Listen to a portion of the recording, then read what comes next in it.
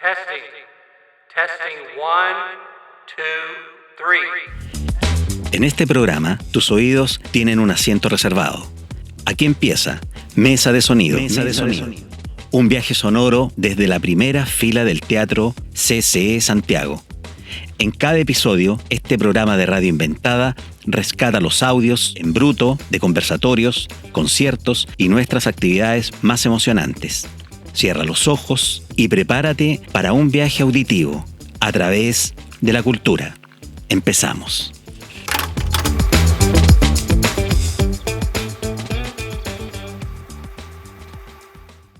Hola. Bueno, buenas tardes. Muchas gracias por acompañarnos hoy. Estas son las segundas jornadas de debate y sobre inteligencia artificial que hacemos junto a Gonzalo Golpe, comisariadas por Gonzalo Golpe. Las primeras jornadas fueron en junio de este año, ¿verdad? Y bueno, no sé si habéis seguido un poco el programa de estas jornadas, pero las primeras las dedicamos, tuvimos de invitada a Andrea Soto Calderón, lo hicimos además en colaboración con el Núcleo FER de la Universidad Católica y las dedicamos un poco a reflexionar sobre el tema de la imagen en la inteligencia artificial. En estas segundas jornadas con Gonzalo pensamos que era muy importante y que era urgente debatir, pensar sobre esa abstracción, extracción de los datos, de nuestros datos en la inteligencia artificial. Y para eso pensamos en Ana Valdivia, que nos acompaña ahora mismo, no sé Ana dónde está, ¿está en España o está en Londres? Bueno, está en Oxford. Ana tiene un proyecto muy interesante sobre datos y colonialidad, y sobre la extracción de los datos, y nos parecía, como decíamos, como urgente y necesario abordarlo desde ese lugar, ¿no? Bueno, el programa que tenemos, además de inteligencia artificial, surge incluso dentro de este tema de la inteligencia artificial siempre ha sido para nosotros dentro del Centro Cultural un debate, ¿no? Sobre si inteligencia artificial sí, no, cómo la abordamos. Y de aquí este programa que nos plantea Gonzalo, pensando en, sobre todo, sí o no, lo importante es informarse y estar al tanto de todos los riesgos que conlleva. Por eso quisimos hacer este programa con un enfoque crítico para pensar y abordar la inteligencia artificial. Y yo ahora voy a dar palabra a Gonzalo Golpe, que es quien nos ha propuesto este programa, y yo creo que él lo va a explicar más en profundidad que yo. Bueno, muchas gracias, Paula. Muchas gracias al centro por esta apuesta decidida por un tema tan complejo como la inteligencia artificial y la relación con todo ser vivo del planeta, básicamente. Y también con lo no vivo. Gracias a Rocío, que siempre está ahí apoyando en todo. Y gracias por venir. Tema complejo el de hoy, pero en realidad tiene una complejidad que cuando se desmonta es bastante sencilla. Extraer tiene que ver con esta idea de abstraer las condiciones de materiales del proceso de creación o de producción mientras extraen de todo. Extraen recursos, extraen datos. Como yo lo comparo con el truco del trilero, ¿no? Lo de los vasos y la bolita, ¿no? Creo que es muy importante el desarrollo, o sea, si hay una idea fuerte dentro de lo que es estas jornadas, es básicamente el desarrollo de un pensamiento crítico en relación con la inteligencia artificial y los derechos humanos. Y yo, más que derechos humanos, también hablaría de los derechos de la naturaleza, de los derechos de la fauna, de los derechos de este planeta en términos de todo, ¿no? Tengamos en cuenta que cuando hablamos, por ejemplo, un sencillo ejemplo de lo que es, que hoy se va a hablar mucho, de lo que es extraer, lo representa todo lo que tiene que ver con Amazon y todo lo que tiene que ver con Jeff Bezos. Esta idea de la nube, ¿no? La nube como algo abstracto, algo relacionado con la naturaleza. Y en realidad, que nos va a hablar mucho de esto Ana, cuando lo llevamos a un discurso material, lo que nos encontramos es que esto es una empresa privada, el 52% corresponde a una persona, y esta persona, sabemos un poco la ideología que lleva, es una ideología absolutamente colonialista y además muy siniestra, ¿no? En el caso de Amazon, pues a sus trabajadores les impide estar sindicados y sin embargo les llama asociados. Y esta idea siniestra se reproduce en todo lo que hace Jeff Bezos. Cuando pensamos, por ejemplo, en esta idea, ¿no? Ahora el Blue Origin, que es la conquista del espacio, y cómo los seres humanos tienen que seguir avanzando con esta idea de progreso, como si el progreso fuese de alguna manera un desarrollo humano y pasase por el consumo de recursos, ¿no? Cuando hay otras formas de entender evidentemente el desarrollo, ¿no? Bueno, parece que estamos abocados a dejar este planeta porque se lo han cargado y conquistar las estrellas. Todo esto tiene que ver con una filosofía transhumanista de fondo eugenésica, que es lo que comparten toda esta gente, ¿no? Y creo que esto hay que combatirlo, y para combatirlo necesitamos entender cuál es el trasfondo, ¿no? Podéis ver un poco el vídeo desalentador de la presentación de Blue Origin, de 52 minutos en YouTube, donde él está vendiéndonos las estrellas y vendiendo a los niños y a las niñas que van a ser colonizadores de esos nuevos mundos, ¿no? Mientras él evidentemente lo rentabiliza. Otros ejemplos siniestros, por ejemplo, puede ser el Mechanical Turk, que esto viene del turco mecánico, que era un autómata, que básicamente era un maestro de ajedrez diminuto, encerrado dentro de un mueble y que a través de un sistema de espejos hacía creer que este autómata podía jugar al ajedrez y podía vencer a cualquier maestro. Él tiene una empresa de crowdsourcing, una empresa de microsiervos, microtareas, que es además algo que le produce mucho dinero. ¿Y qué nombre le puso a esta empresa de microsiervos? El turco mecánico. Entonces, este sentido del humor absolutamente retorcido, que vamos a verlo a través del caso del centro de datos de Huechuraba, que nos va a hablar Patricio sobre él, es algo que preside mucho su forma de actuar y la forma de actuar de todos estos, ¿no? Vamos a hablar de eso, y para hablar de esto tenemos a Ana Valdivia. Voy a leer su bio, me gusta ser preciso con las bios y no inventarme nada. Me confieso absoluto fan de Ana, he tenido el placer de conocerla y de ya trabajar con ella y me encanta su enfoque. Me voy a quitar las gafas. Ana es profesora de IA, Gobierno y Política en el Oxford Internet Institute. Ana investiga cómo la informatización está transformando el mundo social, económico y político, basándose en su experiencia como matemática e informática. Su interés radica en investigar las relaciones de poder en la gobernanza algorítmica y cómo los actores públicos y privados están alimentando el futuro con la IA. Su trabajo de investigación se basa en analizar el impacto de todo el ciclo de la vida de la IA, desde el extractivismo mineral hasta los vertederos de residuos electrónicos, desde una perspectiva política, técnica y jurídica. También investiga cómo se implementa la IA en las fronteras para el control migratorio y cómo pone en peligro los derechos fundamentales. Es asesora de investigación en Algorace, un equipo multidisciplinar de pensadores e investigadores decoloniales sobre el racismo y la inteligencia artificial. Y tenemos como invitado a Patricio Hernández Valenzuela, miembro de la agrupación por la vivienda al pie del cerro Huechuraba, cientista político de la Universidad de Arcis, poblador de La Picoya, ha colaborado y sido activista en diversas organizaciones sociales en Chile, Perú, Venezuela y Colombia. Y Patricio, después de la intervención de Ana, nos va a hablar de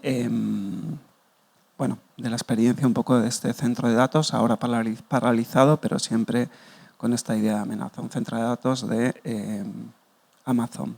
Después, 5 minutos de descanso y vamos a atender a Andrés Maximiliano Tello, que le tenemos ahí, con un perfil que a mí me seduce muchísimo, que es sociólogo y doctor en filosofía, ¿no? Me parece que esta fusión de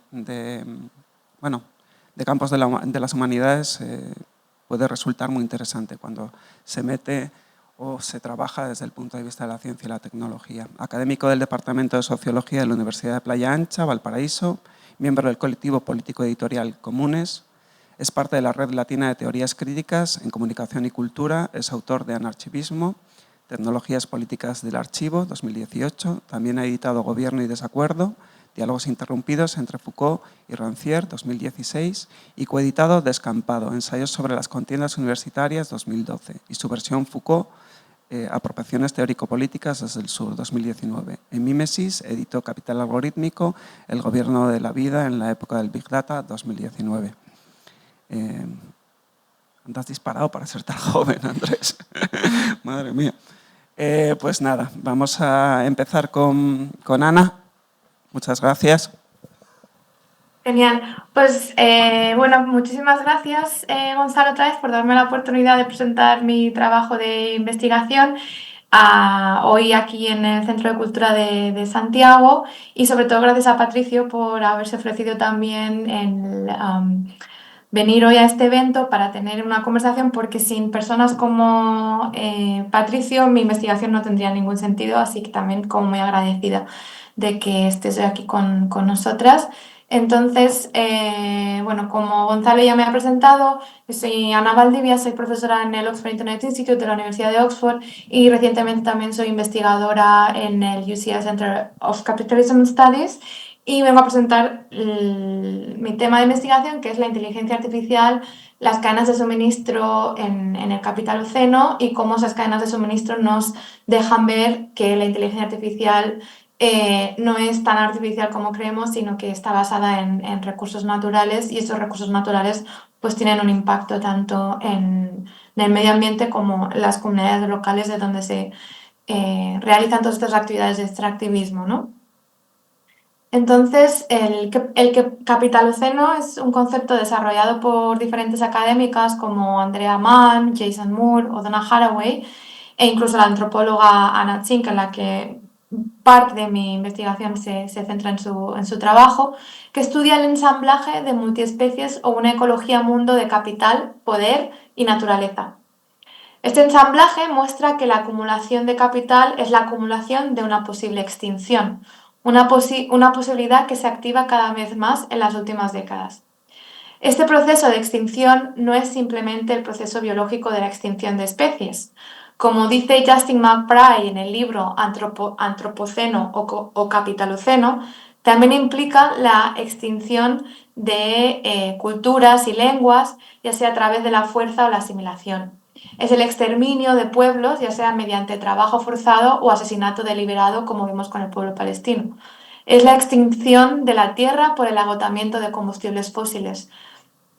Es la acidificación de los océanos y la eutroficación de la deforestación y la desertificación, el derretimiento de las capas de hielo y el aumento del nivel del mar, el gran parche de basura del Pacífico y el entierro de desechos nucleares.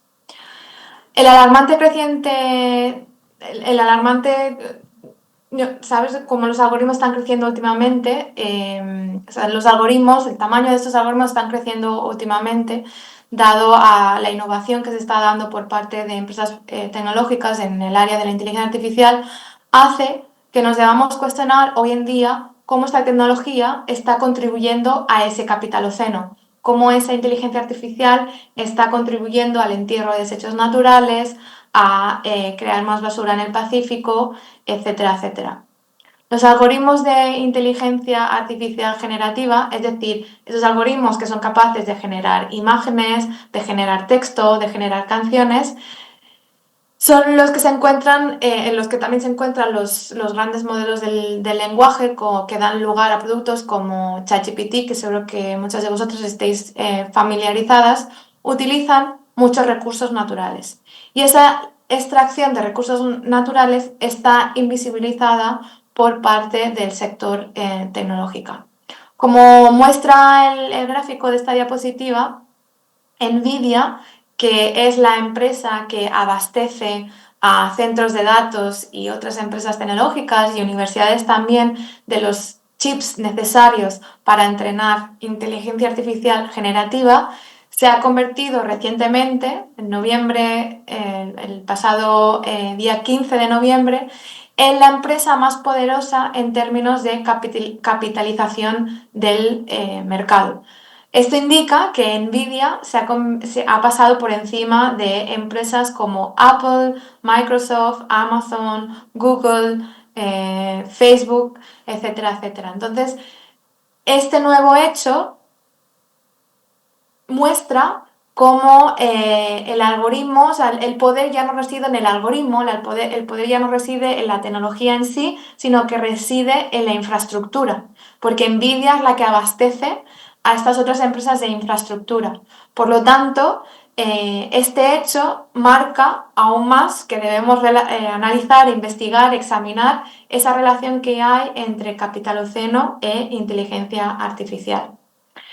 Y por ejemplo, esa relación se ve analizando los algoritmos y cuántos recursos naturales utilizan, ¿no? Por ejemplo, este caso muestra que Meta gastó 22 millones de litros de agua para entrenar su modelo Llama 3, que es es un gran modelo del lenguaje, y gastó esta cantidad de agua en tan solo 97 días. Es el equivalente en agua que una ciudadana de Chile consumiría en 100 años. O sea, aquí vemos cómo mientras la inteligencia artificial gasta enormes cantidades de agua en tan solo 97 días, una persona lo gastaría en 100 años, ¿no? Entonces es ahí donde vemos cómo se materializa esa conexión, esa reciprocidad entre inteligencia artificial y capitaloceno, porque la inteligencia artificial hoy en día está contribuyendo a ese capitaloceno con, en este caso, la extinción del agua, ¿no? Y perdonad porque una de las fuentes es Washington Post, que tiene un artículo que recomiendo mucho leer, que habla sobre el uso del agua de diferentes modelos de inteligencia artificial, y el caso de Chile no viene de la fuente de aguas de Barcelona, sino que viene de una fuente que consulté hoy en día sobre el consumo, la media de consumo anual de la ciudadanía de Chile. Por ejemplo, en la foto que vemos que veis aquí en el fondo es una foto que extraje el mes pasado de mi trabajo de campo en México, en la que muestra un centro de datos al fondo en comparación con un campo abandonado de milpa, ¿no? Y es que esta fotografía, que bueno, luego veis ahí el centro de datos más claro, muestra que esa relación entre inteligencia artificial y capitaloceno también se ve claramente cuando hablamos de que la nube, ¿no? Aquella metáfora que utilizamos cuando almacenamos nuestra información en la nube, ¿no? Nuestras imágenes, nuestras canciones, nuestros documentos, nuestras conversaciones, esa nube no es una nube, sino que es una nave industrial. Y en esa nave industrial es donde hoy en día pasa la inteligencia artificial, es donde hoy en día se almacenan esos datos, es donde hoy en día se entrenan esos algoritmos que hacen que hoy tengamos productos como ChatGPT. Entonces, en la charla de hoy me gustaría reflexionar sobre cómo la inteligencia artificial y su infraestructura sistémica alimenta esa acumulación de capital y muchas de esas extinciones. Entonces, esta reflexión va motivada por un concepto acuñado por la antropóloga Anna Tsing, que lo llamó como, el concepto se llama el capitalismo de las cadenas de suministro. Anna Tsing, que en 2009 desarrolló este concepto inspirándose en las cadenas de suministro de compañías como Walmart o Nike. Pues bien, en mi trabajo de investigación yo lo que he intentado realizar es ese mismo análisis, pero en vez de analizar compañías como Walmart o Nike que eran relevantes en 2009, es analizar las compañías que ahora son relevantes en 2024, ¿no? Y ahí volvemos como al gráfico que presentaba en la primera diapositiva, en la que nos mostraba que Nvidia es la primera compañía en términos de capitalización del mercado. Entonces, Anna Tsing, en ese artículo publicado en 2009, nos invitó a analizar estas cadenas y permanecer políticamente activas, ¿no? Y estar como atentas a las dinámicas que se mueven en esas cadenas de suministro. Entonces, la cadena de suministro de la inteligencia artificial yo la he estructurado como en 4 fases. La primera fase es la extracción de materiales. Se necesitan minerales para crear inteligencia artificial. Nada es artificial en la inteligencia artificial, sino que todo es natural. Entonces, por ejemplo, el 99% de un chip de inteligencia artificial está formado por sílice, que es simplemente arena. Pero no es simplemente arena, porque esa arena tiene que ser muy pura. Y ese proceso de purificar esa arena o extraer ese sílice que es puro tiene graves consecuencias en el medio ambiente. Entonces, ¿de dónde saca NVIDIA, por ejemplo? ¿No? NVIDIA es el que distribuye esos chips de inteligencia artificial, tiene un 80% de la cuota de mercado, es decir, que tiene muy pocos competidores, y gracias a un documento que tuve acceso de esta compañía, pues podemos ver cómo pues se abastece de silicio de Estados Unidos, que es el máximo exportador de ese tipo de arena, pero también utiliza otros minerales, porque esos chips también utilizan, aunque en menores cantidades, otros minerales como el tántalo, que lo extrae de Kazajistán, o el oro, que lo extrae de Colombia, o el tungsten, que lo extrae de Brasil. Entonces, en un artículo publicado en 2023 en la revista Nature Sustainability, varios autores explicaban que la extracción de minerales se suele dar en tierras que están clasificadas como tierras pertenecientes a población indígena o rural. Y por ejemplo, lo que vemos en este gráfico es por cada mineral, por ejemplo, vemos aquí el litio, ¿no? Que es bastante conocido, bastante popular en Chile, el cobre, que es necesario para la inteligencia artificial porque lo necesitamos para crear los cables, el tin, el tungsten, que son minerales que son claves para hacer más el chip. Pues como vemos en esta gráfica, más del 80% de la tierra que se necesita para extraer esos minerales es tierra indígena, rural o ambos, ¿no? Tenemos que ver, no sé si veis la esfera gris, marca el porcentaje que pertenece a estas dos categorías y vemos que en la mayoría de los casos pues pertenece a tierra indígena o rural, ¿no? Eso implica que la extracción de esos recursos nunca pasa en población privilegiada, sino pues siempre están, pues, por así decirlo, oprimidos los mismos de siempre, ¿no? A lo largo de la historia. Pasando a la segunda fase es la fabricación de chips. Entonces, como decía, se extraen los minerales y NVIDIA, en ningún momento yo he dicho que es el que fabrica, sino que es el que distribuye, porque quien fabrica es TSMC, que es una fábrica que es una marca taiwanesa, con su fábrica tiene sede en Taiwán, es la que fabrica las GPUs que luego, bueno, las envía a NVIDIA. Las GPUs son los chips de la inteligencia artificial, ¿no? Y aquí, por ejemplo, vemos uno de esos chips, vemos que casi puede ser una obra de arte, ¿no? Este es un chip diseñado por NVIDIA, y aquí, por ejemplo, vemos unos elementos cuadrados. Estos elementos se llaman capacitadores y están creados por tantalum. O sea, ese tantalio que veíamos que salía de Kazajistán es el que va en ese rincón del chip y sirve para básicamente enviar un chute de electricidad al chip. Sirven como pequeñas baterías de energía. Entonces, cuando el chip necesita un chute de electricidad, lo saca de esos pequeños capacitadores. Entonces, el crear, el diseñar, el fabricar chips también tiene efectos medioambientales y, por ejemplo, TSMC en su reporte de sostenibilidad anual publicaba que su uso de agua está creciendo, ¿no? Aquí vemos para cada año, desde 2016 a 2022, diferentes volúmenes usados en diferentes parques industriales de TSMC en Taiwán y vemos cómo está creciendo y la cantidad diaria pues es bastante importante. Por ejemplo, vemos que en 2022 extrayó unos 14.000 metros cúbicos de agua diarios solo para un parque industrial, ¿no? Y esa tendencia la hemos visto que ha ido creciendo a lo largo de los años. La tercera fase es la fase de los centros de datos y el desarrollo de la inteligencia artificial. O sea, una vez TSMC fabrica el chip, lo envía a Nvidia, que tiene sede en Estados Unidos, y Nvidia abastece a diferentes industrias, como puede ser la industria de los centros de datos, como pueden ser universidades, como pueden ser centros de desarrollo tecnológico.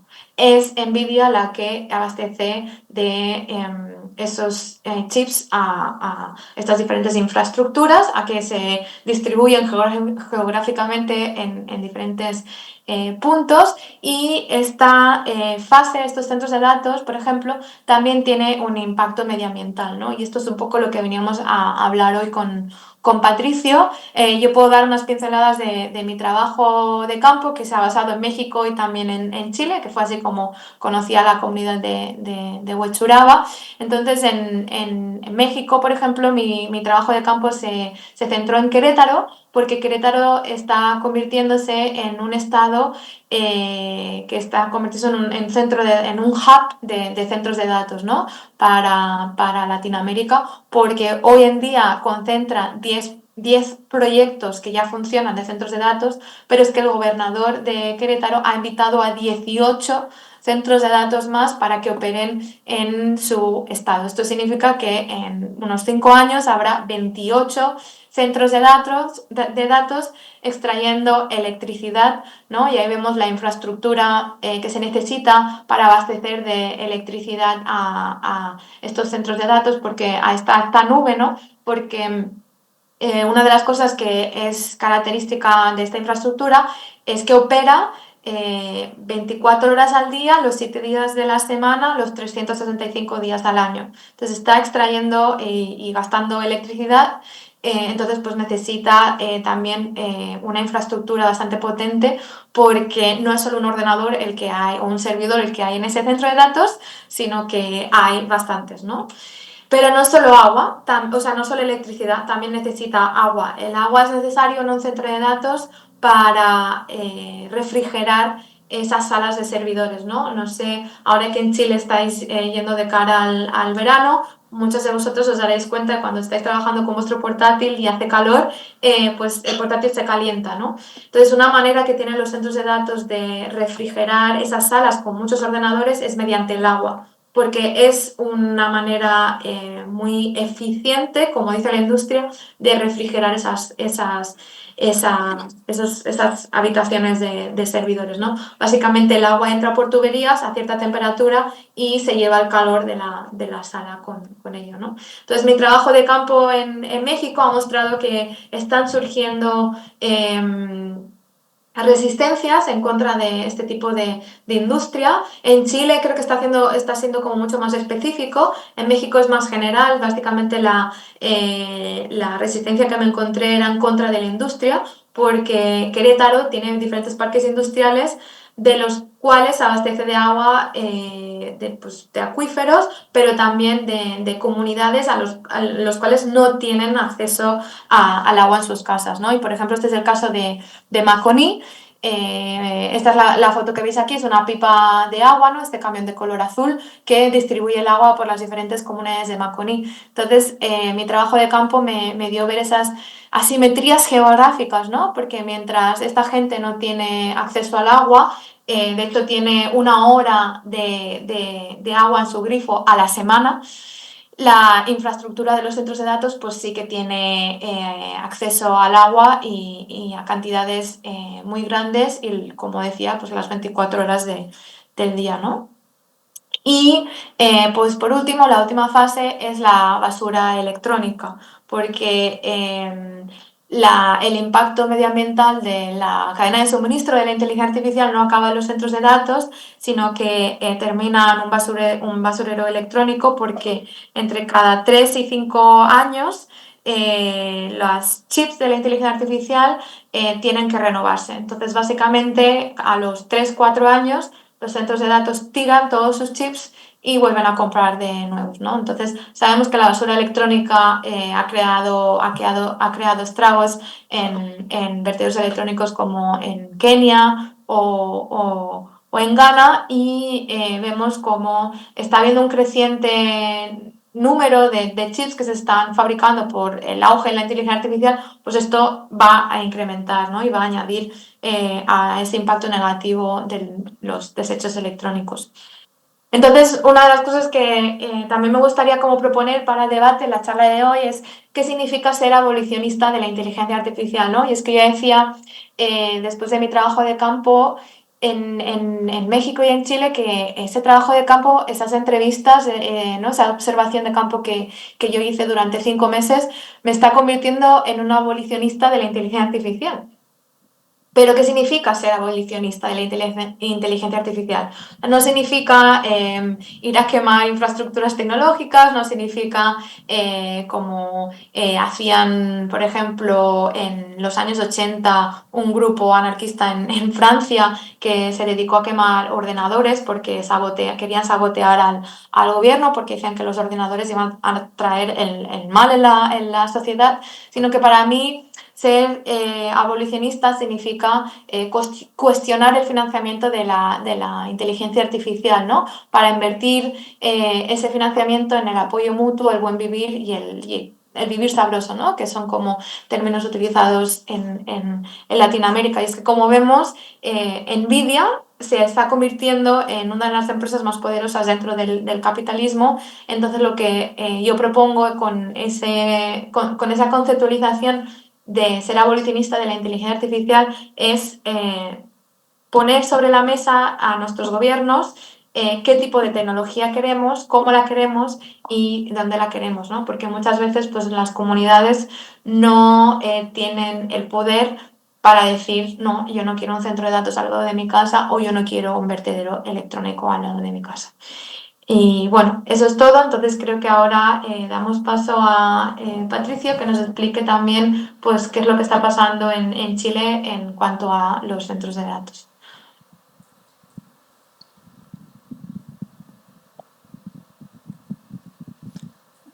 Bueno, primero que todo, ¿se escucha? Ahí sí. Agradecido por la invitación al centro, también a Ana por reflejar la realidad de un territorio que a veces las periferias de la capital o de los países latinoamericanos en general somos bien excluidos un poco de las miradas de lo que pasa en el mundo.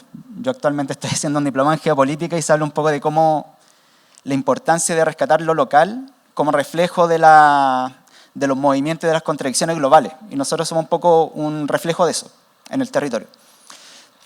Estaba anotando aquí algunas cosas porque quiero centrarme en estas dos ideas de extraer y abstraer en relación a lo del centro de datos de Huechuraba. No sé si está disponible la lámina. Huechuraba es una comuna que está en el extremo norte de la región metropolitana, del área urbana de la región metropolitana. Y aquí ha sucedido Bueno, mientras está la lámina, un poco de contexto. Hay una política del Estado de Chile en relación a los centros de datos. Esta parte del 2017, con una alianza entre el Estado y Amazon para potenciar todo lo que se llama el Plan de Modernización del Estado. Parte del Plan de Modernización del Estado contempla la nube como sustento del aparato público. A partir de eso se hace una alianza entre Amazon y el Estado chileno, y ahí empieza toda una ofensiva con los centros de datos que han generado una serie de resistencia, no solo en Huechuraba, podemos citar el caso de Quilicura, donde tienen parado un centro de datos. Van a ver en el mapa que en Quilicura esta es la zona norte, estamos plagados de centros de datos. El que nos corresponde analizar a nosotros es Amazon, pero por ejemplo en Quilicura están todos esos centros de datos, Lampa también tiene otra serie de centros de datos. Entonces había una serie de resistencia en Quilicura, una resistencia también en Cerrillos contra un centro de datos. En Puente Alto fue incendiada infraestructura de un centro de datos de Amazon, lo que obligó a Amazon a moverse a otros territorios. El proyecto que originalmente iba a ser en Puente Alto se movió posteriormente a Cerrillos, donde se fue aprobado y se está construyendo el centro de datos de Amazon, y otro que era prácticamente igual en Huechuraba. En el caso de Huechuraba, ligándolo un poco con el tema de la abstracción, lo que hizo Amazon fue aliarse con una empresa que se llama Inversiones Santa Teresa, que a su vez tiene otra serie de subempresas, una de ellas una inmobiliaria y otra una compañía que se llama Eléctrica Huechuraba S.p.A. Y en esta alianza lo que hemos denunciado nosotros como comunidad es que se incurrió en una ilegalidad que se llama fraccionamiento, que consiste en tomar un proyecto y dividirlo en 2 o más partes para que no se pueda evaluar los impactos ambientales de un proyecto en relación a otro proyecto que en realidad son parte de lo mismo. Entonces, ¿qué es lo que ocurre con el centro de datos en Huechuraba? Que la empresa Huechuraba S.p.A. lanzó un proyecto que se llama Línea de Alta Tensión Huechuraba, que es lo que está ahí en línea de color rojo. Lo que implica esto es la instalación de 24 torres de alta tensión en más de 3 kilómetros sobre los cerros de nuestra comuna. Entonces ahí lo ligo un poco con el tema de la extracción. En nuestro territorio la extracción no es solo el tema como de recursos naturales, tiene que ver con la extracción del territorio en sí. Yo y otros compañeros acá presentes somos parte de movimientos por la vivienda, y si algo que es limitado y escaso es el suelo. Entonces la instalación de todos estos centros de datos es una forma de apropiación del territorio, de lugares donde posiblemente podrían estar las familias que construyeron este territorio, pero también el extractivismo de nuestro cerro, en el caso de la línea de alta tensión, porque la comunidad de Huechuraba tiene una fuerte identificación histórica y comunitaria con el cerro de la comuna, con los cerros de la comuna, porque estamos rodeados de cerros. Nuestras poblaciones fueron creadas principalmente a partir de procesos de toma de terreno o de procesos organizativos de organizaciones de vivienda que se apropiaron de estos territorios que antes eran peladeros, como se dice en chileno, y todo el crecimiento y toda la historia fue de alguna forma en relación al cerro. En el caso de mi familia, por ejemplo, en El Barrero, ellos iban a buscar, cuando no había nada, cuando sus viviendas no eran más que carpa, iban a buscar el agua, iban a buscar los palos para hacer leña al cerro. Y así muchas familias. Entonces hay todo un proceso de identificación con el cerro. El cerro es el lugar donde se va a jugar, donde se va a comprar volantines para el 18. O sea, la comunidad se relaciona con el cerro. Entonces, cuando se presenta este proyecto de línea de alta tensión, ahí empieza a surgir de inmediato un rechazo a la idea de apropiación del cerro, porque nadie quiere ver el cerro con un 24 torres encima. Y una vez que se empieza a presentar el proyecto y lo empezamos a estudiar, nos damos cuenta que eso significa la destrucción del cerro. Un cerro que no solo tiene un elemento identitario, sino que también tiene fauna, tiene flora, tiene árbol autóctono, etc. Entonces, este proyecto de esta empresa se presenta y esta empresa dice, nuestra línea de alta tensión es para alimentar un centro de datos. Posteriormente, cuando se presenta el centro de datos de Amazon, dice, nuestra energía va a salir de la línea de alta tensión de Eléctrica Huechuraba. O sea, el proyecto de línea de alta tensión dice que su única razón de ser es entregarle energía a un centro de datos, y el centro de datos dice que solo va a funcionar con la energía de este otro proyecto, que es lo que decimos nosotros que son un solo proyecto. ¿Por qué? Porque la línea no tiene sentido sin el centro de datos y el centro de datos no puede funcionar sin esta línea de alta tensión. Y eso es un fraccionamiento y eso es ilegal. Frente a eso, la comunidad se movilizó, iniciamos un proceso de participación ciudadana. Amazon fue a lo común a dar la cara, y una de las cosas que dijo Amazon, volviendo al tema de la abstracción, como para intentar engañar de alguna forma a los vecinos, hacer implicancia engañosa, la primera lámina que coloca a clave única, ¿qué más era? Netflix y algo más. Como diciendo, Amazon significa que Netflix te va a andar mejor. Algo así era como la idea de lo que quisieron, como que no tuviese nada que ver. Lo que ha hecho Amazon todo el rato es decir que ellos no tienen nada que ver con el proyecto de línea de alta tensión. Esa es su argumentación. Y la argumentación nuestra es precisamente lo contrario. Entonces, el discurso de Amazon fue el del empleo, un discurso que suelen tener esta empresa, el de la innovación, etcétera, cuando en realidad la cantidad de empleo que va a generar es mínimo. Algo de 200 puestos de trabajo cuando se construya, que se van a perder después, y después 50 puestos permanentes de gente que no van a ser nuestros vecinos. Entonces, en materia de empleo no genera nada, es una apropiación de un espacio que podría ser para comités de vivienda, lleva de la mano una línea de alta tensión que va a devastar un cerro de nuestra comuna, y ha servido también, como ahí lo ligo con otro tema que es fuerte hoy en día en Chile, que es el tema de la delincuencia. Existe una serie de propuestas de mirada en torno al solucionismo tecnológico que básicamente dice que llenando de cámaras la ciudad y integrando inteligencia artificial en todo ese sistema de monitoreo, se puede enfrentar a la delincuencia. De hecho, el candidato que salió electo en nuestra comuna dice explícitamente que parte de su medida antidelincuencia es el uso de la inteligencia artificial. En una comuna que está viendo las estadísticas tenemos más de 1000 cámaras entre cámaras comunitarias y cámaras del municipio. O sea, estamos repletos de cámaras. Ahora estas cámaras, según el candidato, la manejaría la inteligencia artificial.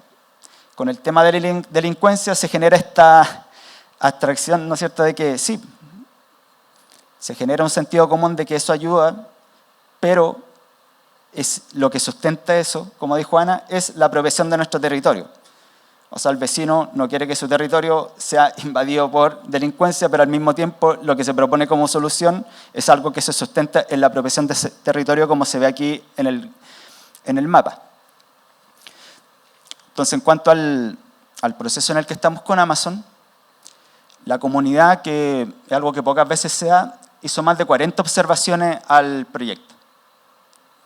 Ahora bien, estos procesos de participación ciudadana en el marco de la evaluación ambiental son, como se dice, testimoniales, son simbólicos, no tienen injerencia. Aún así, logramos que, por un lado, el municipio aceptara nuestro argumento. Si uno ve las observaciones que hizo el municipio, prácticamente son un calco de lo que dijimos nosotros. Y por otro lado, de que se generara una conciencia grande en la población en torno al tema del impacto de Amazon. Ahí logramos romper un poco este tema abstracto de que Amazon es solo, ¿no es cierto?, una nube que no tiene impacto, al decir que las torres son de Amazon. De hecho, los rayados y los murales dicen las torres de Amazon. Entonces ahí logramos vincular algo físico con esta idea de la nube, que es como algo que está ahí arriba, que supuestamente no tiene un impacto concreto.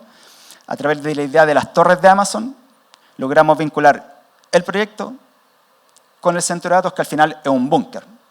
Si uno visita estos centros, es un búnker que posiblemente entre dentro de la categoría de infraestructura crítica cuando se apruebe esa ley, por tanto van a tener un resguardo especial de grado militar.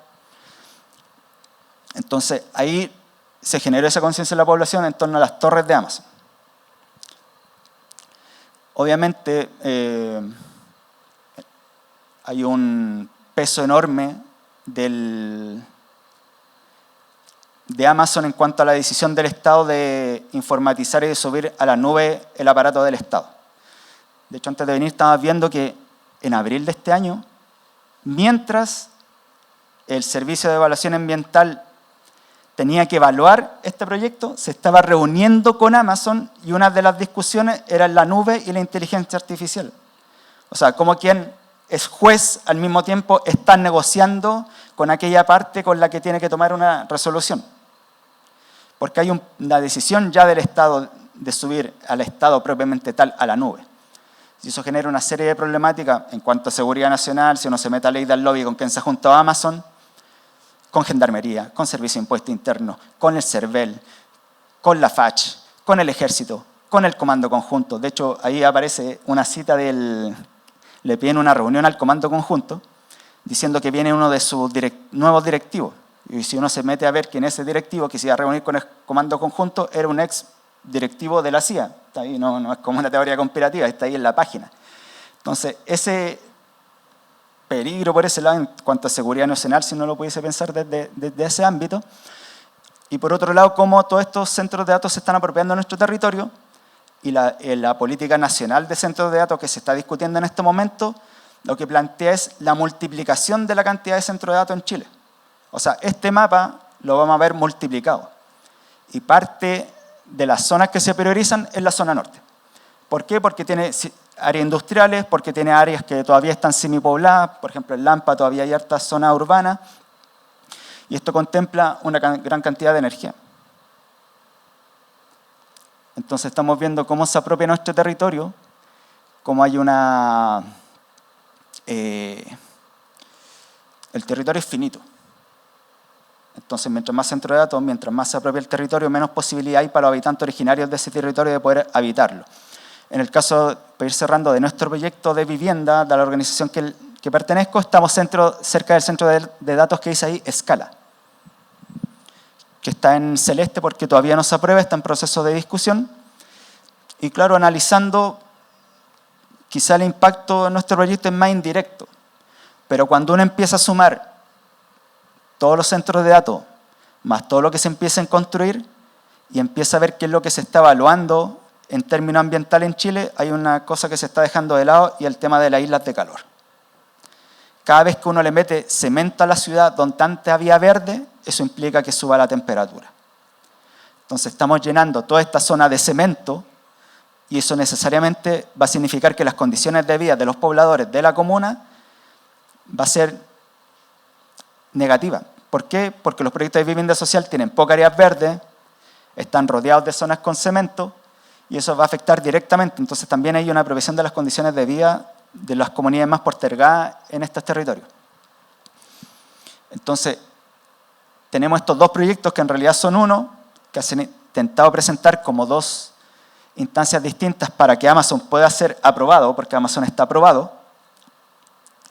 Está pausado por una reclamación que pusimos nosotros, pero una vez que Amazon sea aprobado y se empieza a construir, lo que dice el proyecto es, para la fase 2 y 3 necesitamos la línea de alta tensión.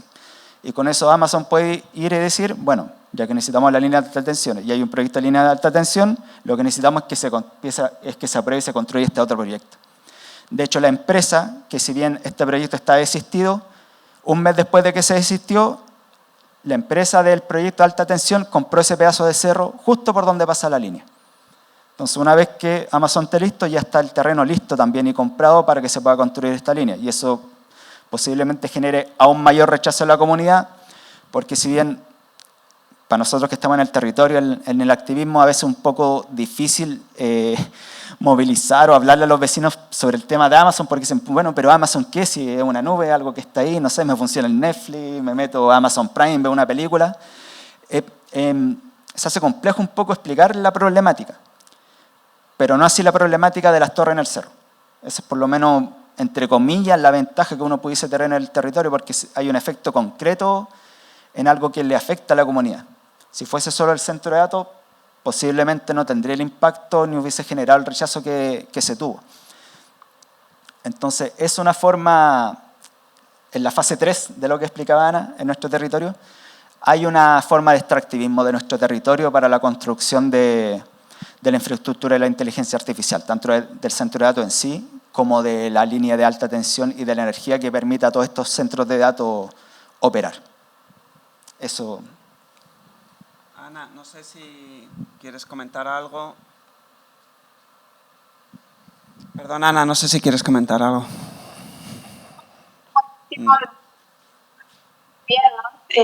O sea, yo conocí a Patricio porque después de mi trabajo de campo en México, analizando el impacto medioambiental de los centros de datos en Querétaro, pues me interesé por Chile porque, bueno, Chile era famoso por el centro de datos de Google de Cerrillos, ¿no? Que fue como uno de los primeros que recibió resistencia por parte de la comunidad local.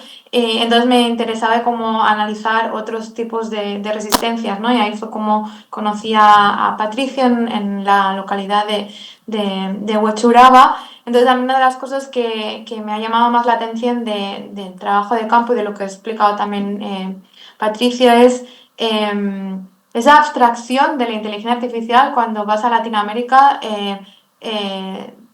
se convierte en realidad, ¿no? En extracción de recursos, en volver a usar los recursos naturales para acumular capital. Y se ve de una manera mucho más violenta en Latinoamérica que como yo lo he observado en Europa, ¿no? Porque, bueno, aunque en Europa hay casos que también las autoridades de gobernanza se ponen de acuerdo con las empresas de los centros de datos, para mí el caso de Huechuraba y el caso de Querétaro han sido como muy paradigmáticos para destruir esa idea de la abstracción, ¿no? De la inteligencia artificial y ver realmente la infraestructura y los estragos que crean. Sí, y bueno, este tema siempre es alentador, o sea, la verdad leer y cada vez cuanto más investigas un poco y cuanto más ves casos reales, ¿no?, en terreno, es difícil, ¿no? Bueno, no sentir el desaliento. En cualquier caso, yo creo que estamos en una zona que es absolutamente crítica, más después de que haya ganado Trump. Recordemos el discurso de la responsable del Comando Sur en Estados Unidos, diciendo que esto es el patio trasero de Estados Unidos. Chile es uno de estos 3 países que están amenazados. Argentina y Bolivia son esos otros 2 países. La Casa Blanca hace 2-3 semanas publicó, manifestó que ya desde el punto de vista legal todo lo que tenga que ver con la inteligencia artificial es una cuestión de soberanía y es una cuestión de seguridad nacional. Entonces se ha preparado un marco legal para, vete a saber, ¿no?, qué. Entonces realmente tengamos en cuenta también que no es solo una cuestión local, es una cuestión de equilibrio geopolítico, y en este equilibrio geopolítico vamos a ver movimientos que realmente pues, creo que van a ser bastante drásticos, ¿no? Sobre el tema de abolicionista, que es por donde yo iba, yo escuché también a Marta Peirano con esta idea de si es o no ludita. No, ludita es este movimiento que después de la Revolución Industrial en Inglaterra surgió contra las máquinas, ¿no?, contra la maquinización del trabajo. Y ella decía que si ludita es ser anticapitalista, sí, se definía como ludita, ¿no? Desde luego es muy difícil, dado que no participamos de las decisiones en inteligencia artificial, y también vemos un poco como hay una especie como de impermeabilidad en la sociedad, ¿no?, ante estos temas. Es muy difícil fuera del ámbito académico en el que vosotros os movéis o se mueve Andrés, que a las personas que tenemos en nuestro tú a tú les llegue y les interese este tema, cuando en realidad está saboteando en tiempo real todos los perfiles de su vida, ¿no? Y esto es lo más complicado, darse cuenta de que este tema urge, desde que este tema estamos todas implicadas, independientemente de dónde hayamos nacido, y que hace falta una reacción. Yo no sé si quemar centros de datos, pero desde luego una reacción bueno, contestataria, sin duda alguna, ¿no, Ana? Sí, yo creo que aquí pasa también algo que, en lo que decías tú, de lo complejo, es similar al tema del debate del crecimiento. Cuando hoy en día hay todo un debate sobre el decrecimiento o el acrecimiento, como dice Gudinas, cuando uno discute con los vecinos, bueno, es que simplemente uno no puede seguir creciendo infinitamente y agotando los recursos en un planeta de vida finita. Pero cuando en lo cotidiano es que eso significa no tener, quizás ya no tener el auto, etcétera. Entonces, cuando uno también trata de explicar este tema, es como ya, pero mi hijo está haciendo las tareas con ChatGPT. Si yo pongo en el buscador, me hace la vida más fácil. Entonces se ve como esa tensión entre que, bueno, esto te está quitando parte de tu territorio. Pero en lo cotidiano sí me ayudan quizás en cosas que son muy triviales e innecesarias. Entonces el debate de fondo está en qué es lo necesario realmente en una sociedad. Vuelvo al tema del decrecimiento. Un debate que tengo ahí con alguna gente es que sí, tenemos que aprovechar el litio para desarrollar al país, sí, pero es que estáis desarrollando Europa y estáis dejando aquí un hoyo y secando los salarios de Chile. O sea que en lo inmediato te da recursos, pero en el largo plazo está ayudando a la extinción de la especie. Esto es un poco lo mismo. Entonces tenemos ahí una tensión que siempre digo, el tema está en cómo bajarlo a lo cotidiano, al discurso cotidiano de gente que se ve, yo digo, lo peor que puede haber pasado, por lo menos desde mi mirada, en mi población, el TikTok. La gente consume una cantidad de TikTok y de desinformación, entonces cuando uno llega con algún tipo de información para dar un debate, la respuesta es una teoría conspirativa que escuchó por TikTok. Entonces, en una sociedad de infoxicación, de noticias falsas, de guerra cognitiva, también se hace tremendamente complejo, considerando que también la inteligencia artificial, creo yo, puede ser utilizada para maximizar esos procesos de desinformación. Mientras más desinformada una comunidad, más difícil que se organice y más fácil para el capital apropiarse del territorio y desarrollar sus procesos de ganancia. Entonces, como todo un círculo que no hay que desanimarse, pero es súper complejo de quebrar a la hora de construir alternativas. Claro. Yo por dejar una nota positiva después, bueno, pues de todo este negativismo, ¿no? Y pesimismo que tenemos en la sociedad, o sea, ¿cómo no vamos a ser pesimistas si estamos viviendo un genocidio, ¿no? Pero bueno, una de las cosas positivas que yo estoy viendo, por ejemplo, en mi investigación es que comunidades como la de Huechuraba no están solas, porque en México están resistiendo, porque en España están resistiendo, porque en Holanda están resistiendo, porque en Irlanda están resistiendo, porque en Reino Unido están resistiendo. O sea, están habiendo comunidades locales que, como decía Patricia, no hay que ir a lo local. Yo estoy totalmente de acuerdo con eso. Hay que ir a lo local y centrarse en lo chiquito y centrarse en, pues eso, en lo pequeñito, porque es lo que realmente pues, te crea toda esa esperanza, ¿no? Y existe resistencia y muy poderosa porque es muy local, muy centralizada, ¿no? Pero no están solas, porque es que hay comunidades defendiendo su territorio en todas partes. Y sobre todo gente como Patricia y como tú, también abriendo la posibilidad a un discurso diferente, ¿no? Que la narrativa la hemos perdido y estamos intentando recuperarla, generando contranarrativas precisamente desde lo local, desde lo comunitario y también abriendo espacios, ¿no? para creer que otra cosa es posible. Bueno, Ana, vamos a hacer 5 minutos de descanso. Muchísimas gracias otra vez por haberte sumado. Volveré a llamarte.